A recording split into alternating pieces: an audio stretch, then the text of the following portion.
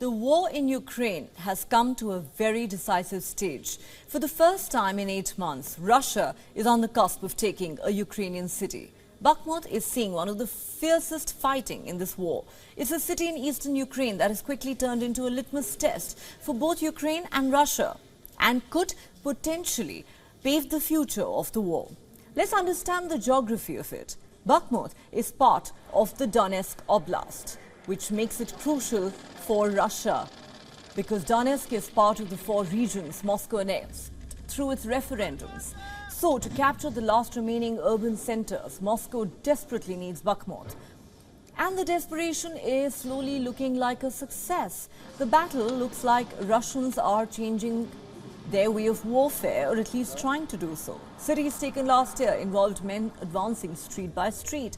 But in Bakhmut, Russians are trying to encircle the city. The US Defense Secretary has said the city has more symbolic significance than operational importance, and even if it does fall, it would not necessarily mean a victory for Russia.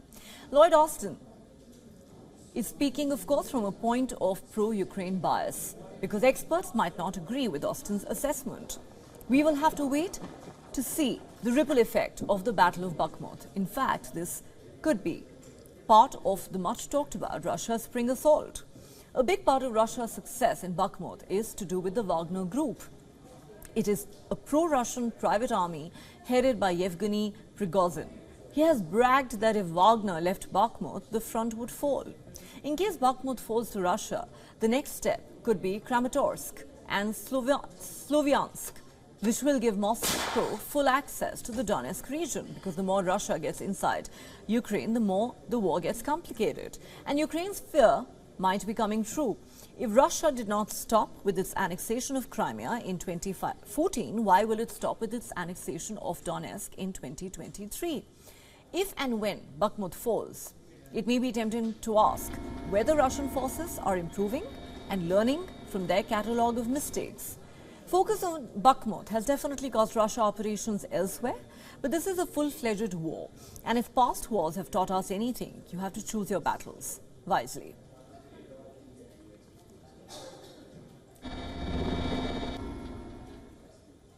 For more on this, we're now joined by Colonel Rich Outson, Senior Fellow at the Atlantic Council and the Jamestown Foundation. He joins us live from Washington, D.C.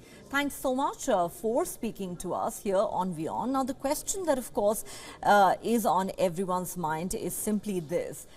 How close do you think Bakhmut really is to falling to Russian forces? And if that does happen, how much of a setback is it likely to be for Ukraine and a win for Russia, regardless of what America and others might say at this point in time?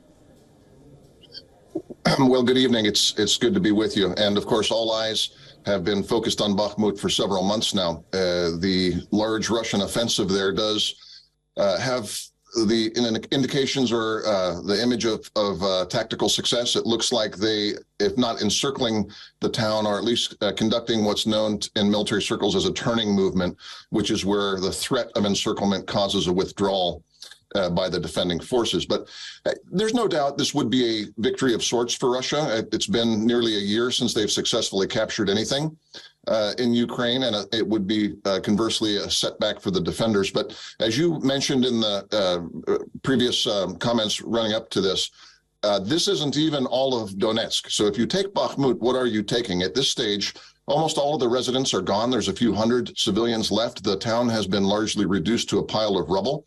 And this success of sorts will have been gained at the cost of months of hard fighting, the loss of thousands of Russian troops, hundreds of Russian armored vehicles, and the ascendance, as you noted, of the Wagner group over and against Russian regular forces. So this is what's known in strategic terms as a Pyrrhic victory. It is a victory that's gained at a cost that outstrips the practical value. And again, the Ukrainians themselves are working towards a spring counteroffensive. So any presence in Bakhmut is going to be subject to a counterattack either near Bakhmut or somewhere else that they've weakened, that the Russians have weakened their own lines to seize Bakhmut. So I would say it's not really much of a victory, although as bad as this war has gone for Russia, it's probably the best news they've had in months. And I do suspect that Bakhmut will probably be entirely in the hands of Russian forces within a couple of days. Okay, it's very interesting. So you do agree that Bakhmut is very close to falling to Russia. It could happen in the next 48 hours. But you're also echoing what Lloyd Austin has said, saying that it's a Pyrrhic victory. Interesting choice of words. But we'll really have to wait and see what ramifications this really has, because it's turned out to be the fiercest battle of this war so far.